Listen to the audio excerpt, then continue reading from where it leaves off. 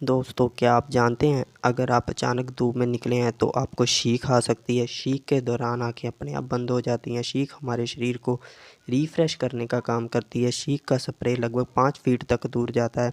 अगर आप छींक को रोकने की कोशिश करते हैं तो ये आपकी सेहत के लिए हानिकारक हो सकता है। ऐसी और वीडियो देखने के लिए चैनल को सब्सक्राइब करें और वीडियो को लाइक करें। तब तक के लिए धन्यवाद। Bye bye. Good luck.